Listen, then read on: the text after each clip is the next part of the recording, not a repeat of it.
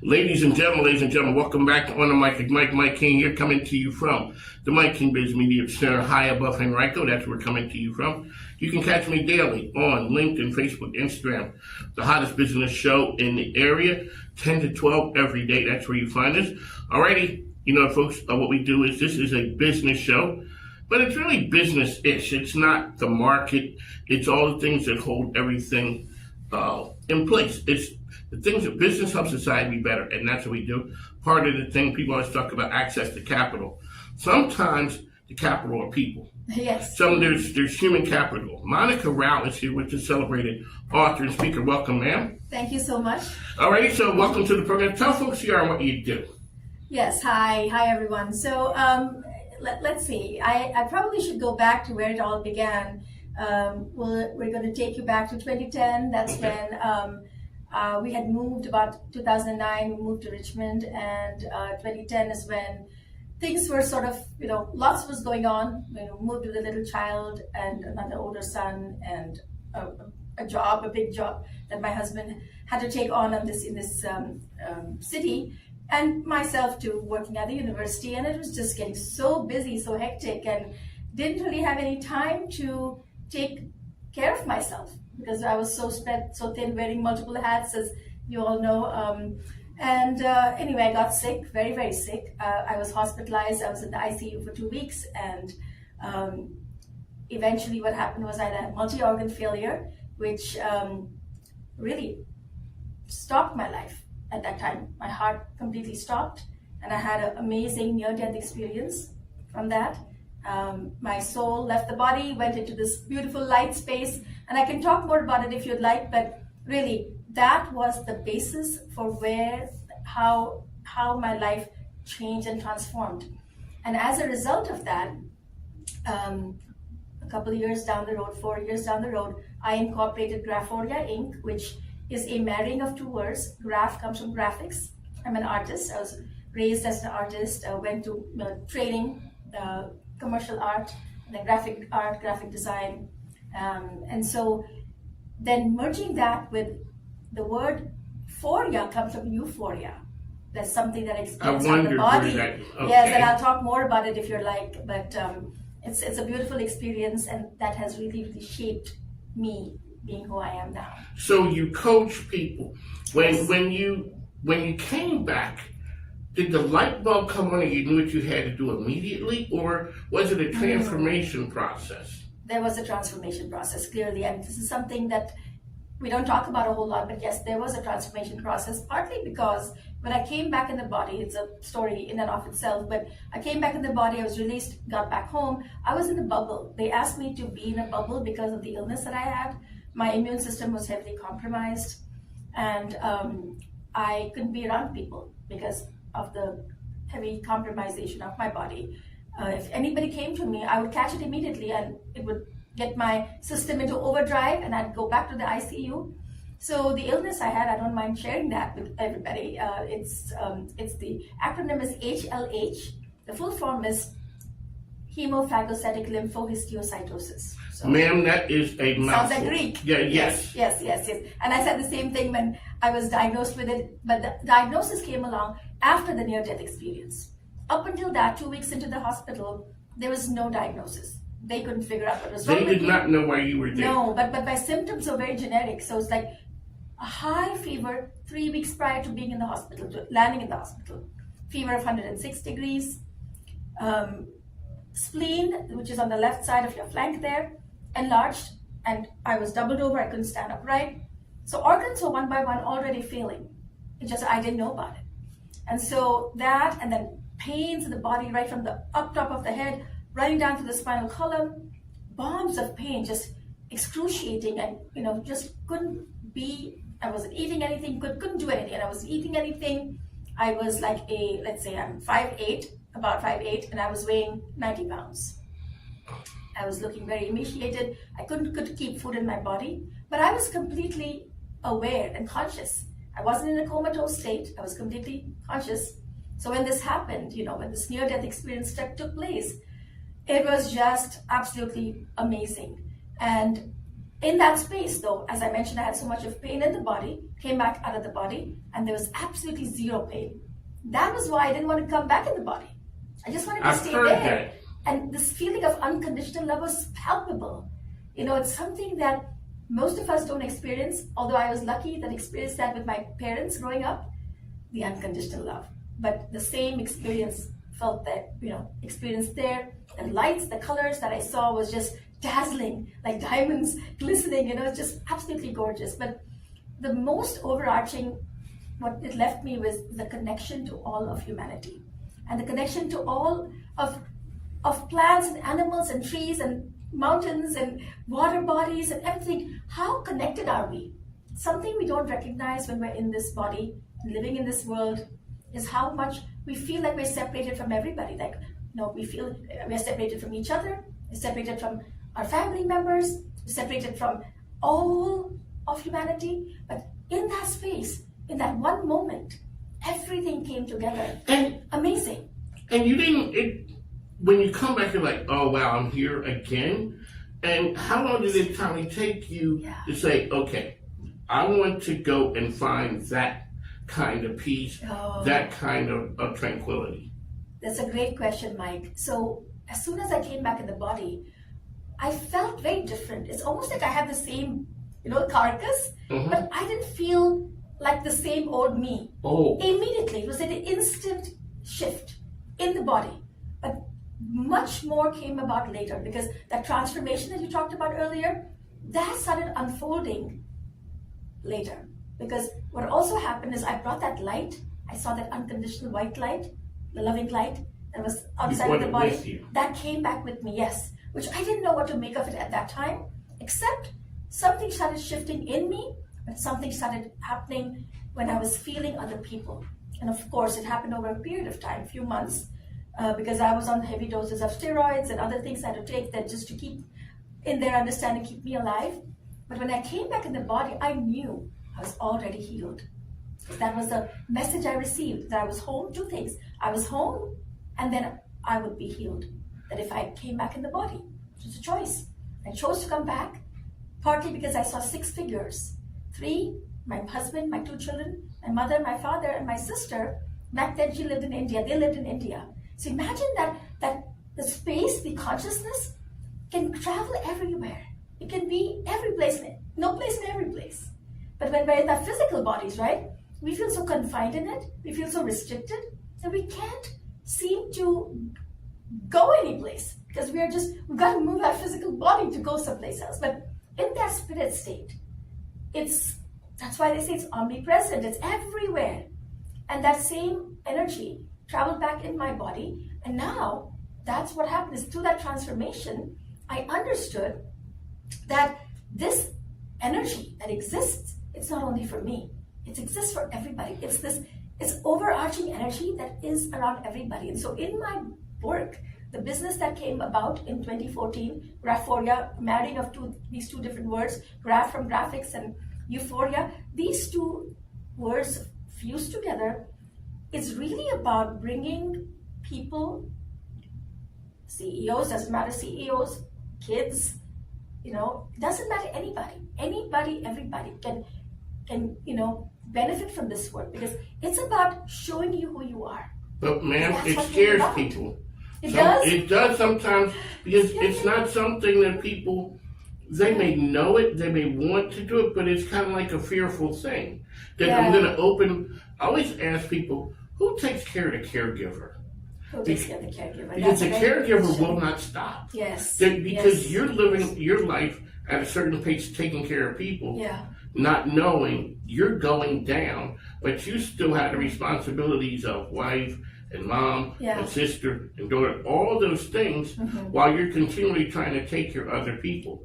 So maybe you hitting rock bottom becomes a place where this is where I have to be before I can start getting better, because I don't even know why we're talking now, because I should have recorded that stuff before. Earlier. So the young Monica, you said you were given that name by your grandfather, because you say you were intuitive. I was intuitive as a child, and I was very fortunate because my parents were older, more wise, and they paid attention. When kids talk, when kids are a lot of people, older people will say, oh, they're just making something up. But I grew up with that. Yes, you do, so you recognize I that, grew right? up, yeah. Unfortunately, that's what happens. But because the way I was raised, my parents paid attention to me and they listened. And they listened. And I would say quite, things that are totally out of the logical understandings. I would say something like, this uncle's coming here, and they had no indication that he was, but he really was. And he'd show up and I'd say, see, I told you. And they'd say, yeah, right, So things like that. Or somebody would come home to our house, and maybe an aunt, maybe an uncle, and intuitively I would feel their energy, and I would know that they're sad, even though they're wearing a smile on their face. And I would tell my mother or my father, this aunt, this uncle, something is up. And they'd be like, but did you see they were smiling? And I'll say, yes, but something is deeper down. Can you ask? And because in India, growing up in India, they don't show this with kids, their sadness. They want you to be feeling happy all the time. So they won't share their sadness, but I could feel that. I didn't know, though, to the extent to which now I can, that and more. Now I have this ability, thanks to the divine. It's the divine's energy that really shows it. It's not even my ability. It's the divine's ability to show me what is happening at a physical level, emotionally, mentally, spiritually, in the people that I work with, that they themselves may not even know. They themselves may not recognize. What are the blocks? We as a society, if you see that, we each have blocks within ourselves. So it's all about you with you. Even though we are raised with thinking about, what does society want of us? We are always trying to live up to what our parents want of us, or Yes. our teachers want of us, or society wants of us, or these images that others create for us. But do we actually pay attention to what it is that we are here on this earth, the mission that we are here born with, that we can really fully understand and embrace? So how do people tap into that internal energy? Because one, it's kind of like a scary process. Okay, so you have a lot of history. You got the educated part here. This is my thing. Two women can sit down and conversate and really share their soul, and become lifelong friends over something. Men will not. Men have to do things hard. Because if not, we're gonna say, hey, how you doing, Bob? He's gonna say, I'm doing great. And he has 3 flat tires and a rim. He's doing horrible, but he will not let me see that he's feeling that way. So being in the Army, or whether it's the military, sports, whatever it is, we have to go through so that the guard is down and the real Mike can show. Because other than that, I'm gonna say, I'm good. Women seem to be able to have the conversation, like a lady said, my husband is a fine gentleman, but he wears one hat, maybe 2. He can't. Women wear a lot of hats. Yes. All hats, and they're just switching them out and doing all those things, whereas men, a lot of times, we're not. So you bring up a very important and interesting question, because you'll be surprised to know that the bulk of my clients are actually males. It's true. And this is the very reason that you just mentioned, that they won't open up and they cannot bare their soul with or share their troubles with their spouses, because they have to maintain their composure and be tough and macho. They can't, let that down, as you said, let the guard down. But they feel safe in this space, partly because I have the ability to kind of see what it is that they're going through. They may not be able to articulate it, but because we can see it, then they let their guard down and say, oh, you already know, and help me out of this space. Many of the times I'll have people come to me and say, don't tell XYZ, I'm showing that I'm coming to you, right? Because they don't want to be known that, Say, don't worry, it's all private, totally confidential. So, what's it like when the light bulb comes on? Because, all right, I'm showing up on your doorstep. I'm kind of skeptical. Okay. I don't know about this. You do this. And then all of a sudden, you hear the same thing a number of times. And then all of a sudden, the light bulb will come on in me that something that you said makes sense. What's that feeling like for you? It's like something resonated, something I've said and it resonates in you. What it feels for me is this complete rush of energy in my body. So many times, a lot of people will have done so many different kinds of work, but this is something very unique with this particular work, is that there's energy transference. So energy moves from someplace, it's a divine energy, it comes from someplace. Anyway, in my case, it shows up from somewhere and it gushes like a cascading waterfall from my scalp. And it runs down. And as it's happening to me, it's happening to you, or it's vice versa. What's happening to you shows up in my space. So if it's resonating in you, right? It's that aha moment. It shows up in my space as in calm, quiet, and joy. As you are feeling that, the resonating energy in you shows up in me as in, he gets it. He's gotten it. This has made sense. So its heart is opened up. That's what it is. Most people live from their minds, and that's why the skepticism. You had that. You said that already. Skepticism comes from the mind. It's the ego that creates that skepticism. I don't believe in this. I don't trust in this. But if we tell you that you are already born with that ability to connect to the divine, it already exists. Just the fact that we are here. And what is missing now, what this work does in this work that I'm tasked to do, I'm just following guidance really. This is my mission in life, is to help each one of you find yourself. Who are you? Not find, remember. That's a better word. Remember, you already are that. You don't have to go find it. It's already there. Just have to pull out those layers. Oftentimes I'll talk to clients about looking at your life as a cross-section of an onion. Looking at the cross-section of an onion, you see the center core, and you see all these, skins tightly wound up. These skins in each one of you is about all of the conditionings, the beliefs that you've accumulated over time, how people have treated you, how you've experienced it, what have you held on to? We've all gone through all kinds of experiences. People treat us in different ways. These triggers, how these triggers manifest. How can we slowly work at removing those layers? We don't have to do it. You don't have to do it yourself. In my work, the divine does it. So we just lie down. It's almost like being in full trust with the divine. Being in full trust with the divine and letting go. Being like a patient on an operating table under anesthesia. Then your mind doesn't work in telling the doctor what he should do or she should do, right? So it's like that, being on that space in full trust. And that only comes when we are in our hearts, not when we are in the mind. The mind is always in that tussle mode. It's always that tug of war, push and pull, resistance, all exists. Fear, anxiety, judgments sits in the mind. My great grandmother used to say, faith and fear can't live in the same house. Mm-hmm. You can't. That's true. But there's also a thing, I met a lady not too long ago, and all right, so folks, hey, Monica Rao is here with us. Very quickly, how can people find information about what you do? Oh, the easiest way is through my website, but I can also share my email address if that helps. Yes. So it's Graphoria, again, GRAPHORIA @graphoria.com.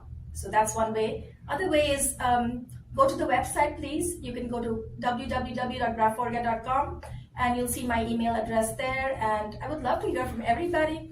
If this has resonated, would love to hear from you too. If you would like to share any, thoughts you have or anything I can help you with, more than happy to work with you. So your name is Monica. Explain and give our listeners your name by your grandfather and what that meant in your culture. Yes, so this is an interesting story, and I've shared this umpteen numbers of times with so many people. So in our culture, especially, it depends. It's different in every part of India, but specifically within my own family structure, our grandfather, so my mother's father, he had this psychic abilities. He already had that. And all of his kids, my mother's siblings and their children, some of them were given names by my grandfather. And so what happens is what happens is that my grandfather would say something like, for this particular child born on this particular day, based on the way the configuration of the stars are, the way the stars are interacting, this particular sound is what the name is optimal for this particular child. So for me it was M. So of course my parents came up with 5 or 6 different M names. They're all Indian sounding. Monica is also an Indian name, by the way, but these were even more Indian sounding. And so they handed it off to my grandfather, my mother's dad.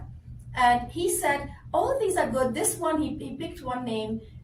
It's like a modification of my name. It's Monica, which means, it's in a mythical sense, it's the diamond on the snake's head. So Monica is the diamond. So that's one of the names that my parents came up with. And my grandfather said, I think you should name her Monica, is the modification. So Monica, more westernized. And so, okay, they didn't ask any questions. That's what I was named, and that's it. But years later, I was curious about my name because my sister had a very Indian sounding name and everybody else had very Indian sounding names. And mine was Indian, but it just had this Western bent to it. And so I asked my grandfather, why did you call me that? Why was I named this name? And he said, because I knew that you wouldn't be living here forever in India. You'd be moving. And he actually said United States back then.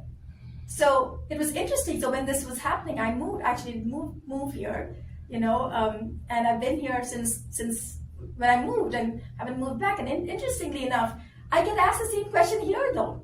People will ask me oftentimes, what is your real name? And I say, my real name is Monica. Oh, but it's an American name. Well, it's an American name and an Indian name.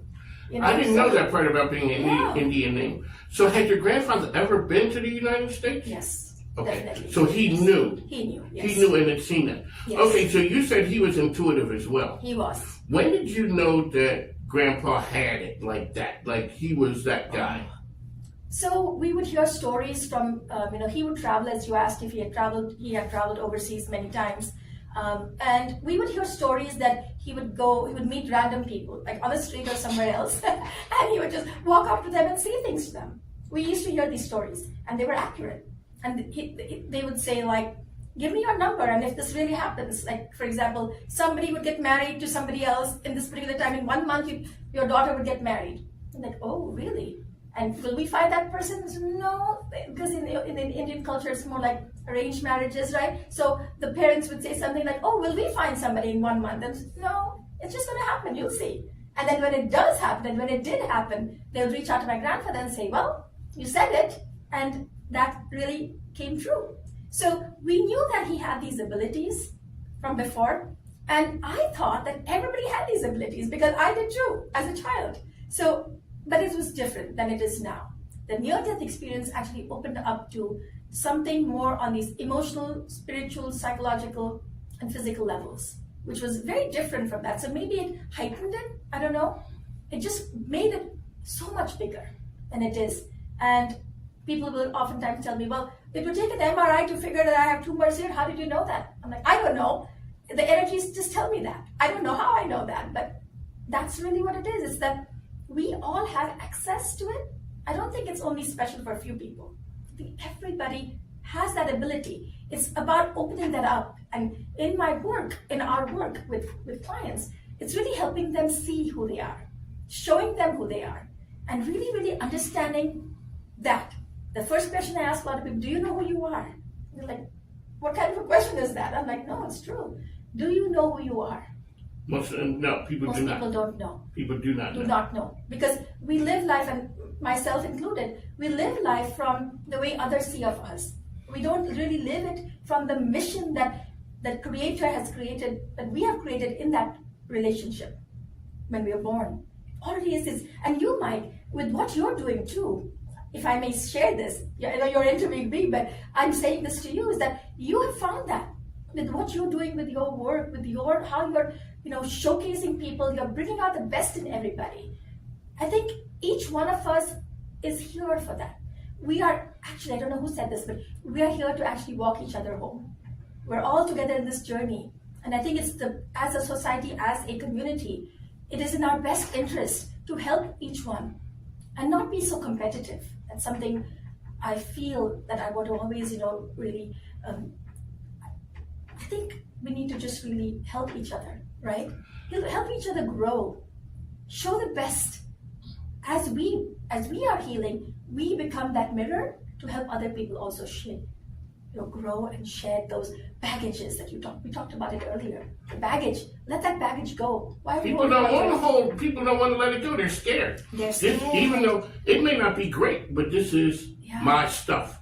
I'm carrying this, and I don't know how to. It's like a comfort blanket. It is, and we're taking it with us because we don't know what it takes to let go of that. Let me ask you. So, business leaders, what does an engagement look like with you from like the business standpoint? Like, how long are engagements? What do people need to do? And when they show up at your doorstep, what are they trying to do? So a lot of the times, the bulk of the executives that show up, they are feeling, and I think it's not just executives, I think it's anybody and everybody. I think we're at this time frame in our lives where we are not feeling settled. There's just too much of chaos in our life, and maybe some people will say it's COVID related. Some people will say it happened even before that. It's happening everywhere. I think as a human race, we're dealing with some kinds of this angst. So lots of people have anxiety. Lots of people are dealing with competition, and just wanting to find joy within themselves, not feeling settled. They have all the wealth. They have everything. We talked about it earlier. We have all the money in the world, right? But something we don't have is just simply knowing ourselves and that calmness, right? Peace. Don't we all desire that? Don't we all wish that? Peace within. So when a client comes in, a patient client, kids, I work with all kinds, of people. There's no limitation on what it can do. Health, physical health, yes. So we work with people on physical health, and you may wonder, how do I do that? I'm not an MD, and I'm not. But what happens is the energy, the divine energy will work with you on a physical level and will help balance out the imbalances. So what happens? So in many ways, if a CEO shows up and he or she is dealing with a vexing issue, something happening in their business, they're trying to figure out an answer. Those answers shows up. So we can feel that is, that they're living life in a state of defense, constantly being attacked by people. So they're defending. It's like playing a game of basketball in real life, So there's no scoring happening on the board because everybody's living life on a defense state. But you know what that does? It actually drains your energy. People actually get so exhausted when they come. They are completely run down. They're trying to do everything. They're exercising, they're eating right, but there's still there's a disconnection. And that disconnection happens because we're doing all these things on the outside, like silos. We're doing it on the outside, but there's no inner connection. And that's what we are doing. We're building. It's not just Monica as a person who's doing the work. She is in a trusting relationship with the divine. And that energy works with each one in that space. And then you don't have to, you can be a skeptic. It's fine. I work with lots of skeptics. Yeah. They all become believers. Yeah. I became a believer. Yeah. I became a believer. Too many things too many times there's an answer to it. Talk about this. So I don't know whether you want, I always call it like the touchy-feely community here in Richmond. It's pretty big. Yes. And it's active. Talk about what that's like, because you could go somewhere and it could be really competitive and people do not want to hear those things. Yeah. But this area does not seem to be that way. This area meaning Richmond. Richmond, yes. Yeah. So yes, it can be competitive out there, but I think, after what I feel energetically, I feel like energetically there's been a massive shift. We moved here in 2009, and then now it's about 17, 18 years post.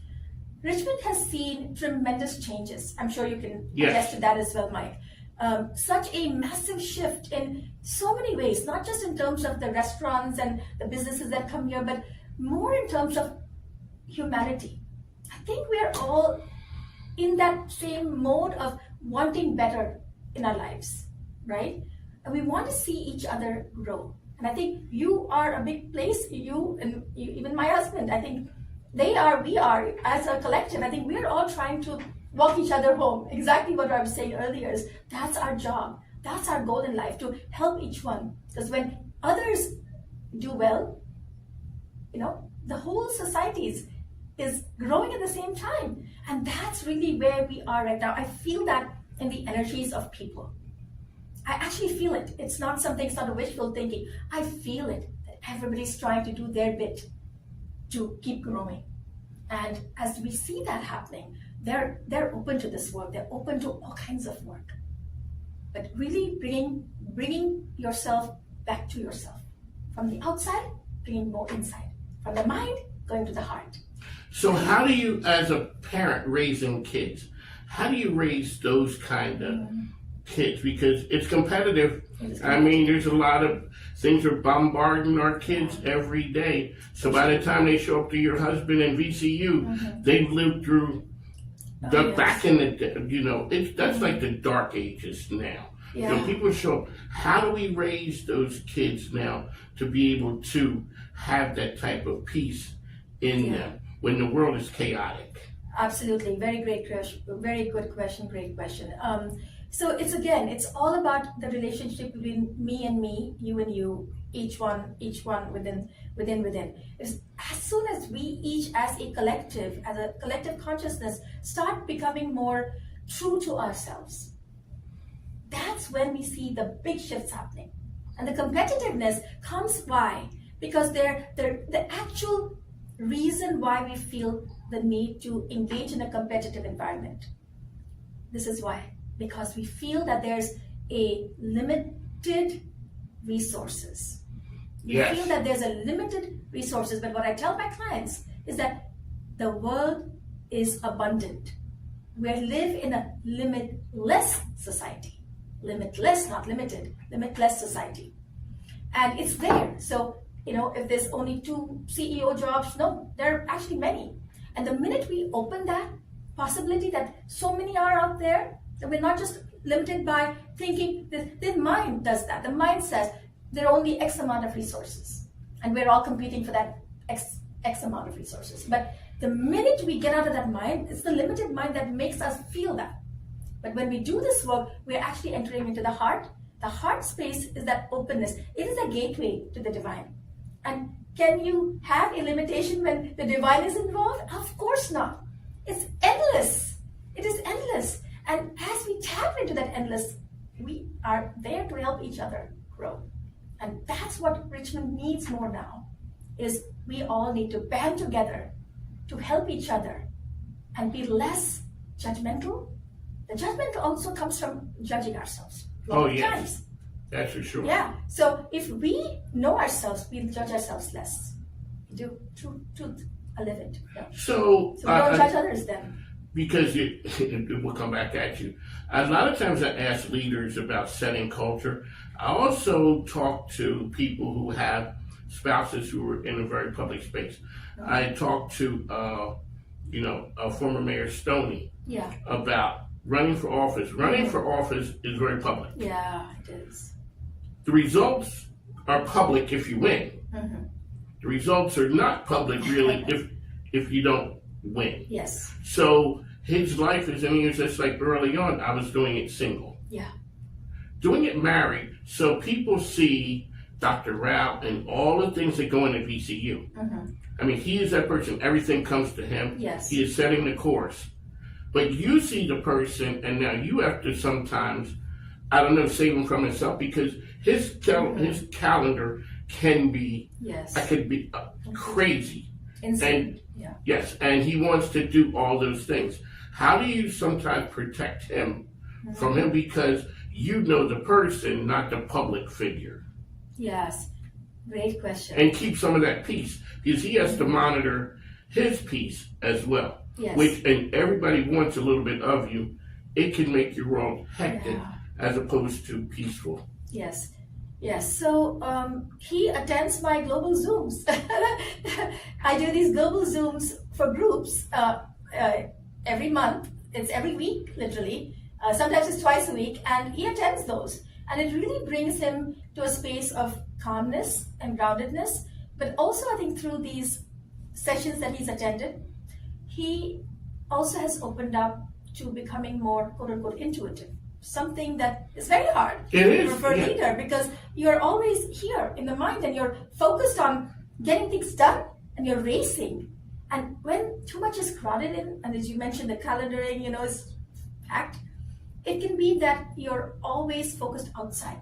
But what this work has done for him is it has helped him bring that focus from the outside inward. And inside is where the calmness is. Inside is where the peace is. It's not on the outside. So it's almost like being quiet. Silence becomes very golden and it's really amazing. And we want to be that quiet state. And it's, not a luxury to be calm and quiet. I mean, many people think of it like that as, oh, I don't have time to, take 20 minutes off from my day, right, to be calm. So my CEO clients, what I'll tell them is, you need to have, since your life is on calendar, right, you need to put B and W on the calendar. This is truth. And they say, what does that mean? B for breathing. Breathing, deep breathing. So I have a technique that we all work with clients on. It's how to really breathe effectively. So you can do this in the middle of the day. So they are asked to sprinkle in, B and W stands for water. B and W, because again, when we're busy, and my husband is guilty of that too, he'll go for hours and not drink a sip of water, or he'll run through it and he hasn't paused. He's running. And so taking that time to pause and breathe, B and W, yeah, that's something that Energies came up with. And I get these messages, which are so pivotal. It's important for each person. But this is more of a blanket. Everybody can use it now. So it's two parts. It's two parts of that. One, a good friend, Rita Ricks, is talking about the power of quiet. Yes. She understands that part. And Katie Lemmer, I call her the breath lady, because she talks about breathing. Yeah. The first time I heard that, I'm like, okay, everybody's breathing. But she's like, no, there's a technique with breath work. Yes. So you're saying schedule in time. Yes. For yourself. Yes, for yourself. There you go. And you can do this before you go to a meeting that is, it's going to be contentious. You kind of know it because it's a similar behavior of a person. There's so many techniques, and we work through all of these, and we give our clients, patients, clients, everybody, tools on how to navigate life. Because it's something that is never taught in school. No. Right? So thanks to the divine, I have that ability not to connect to what matters. What matters to you is different from what matters to somebody else. So we customize. We customize what it is meant for you. Some things are generic, like the BW can be generic, but then there's something very specific, and how each person responds or reacts. Trigger points, the triggers. We talk about all of that as well in our work. We talk about your mission. We sometimes also connect to, this may go in the woo-woo category. People may say, oh, that's all woo-woo, but really, a previous lifetime, sometimes you talk about ancestral work. It shows up. We can see things, we can know things, everything. So it's everything. It doesn't matter what challenges each one is facing, whether it's health challenges, whether it's emotional, whether it's trauma you've been through, someone's been through in life. Everything is fair game. So this work can really, really work, through all those areas. So it's not just one or the other. It's everything. It's like this Costco, one-stop shop. Yeah. You get everything. Yeah. Monica Rao, we'd like to thank you for tuning in one last time, ma'am. Oh, wait a second. You're an author too, correct?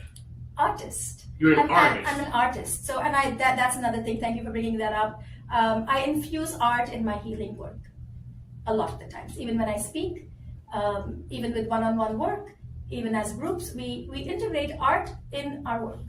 When you're an artist, do you know when it's done? Like, how do you know when it's done? Intuition. Back to that. Yes. That does it. Yes. You know. Yes. Intuitively, I just know it's done.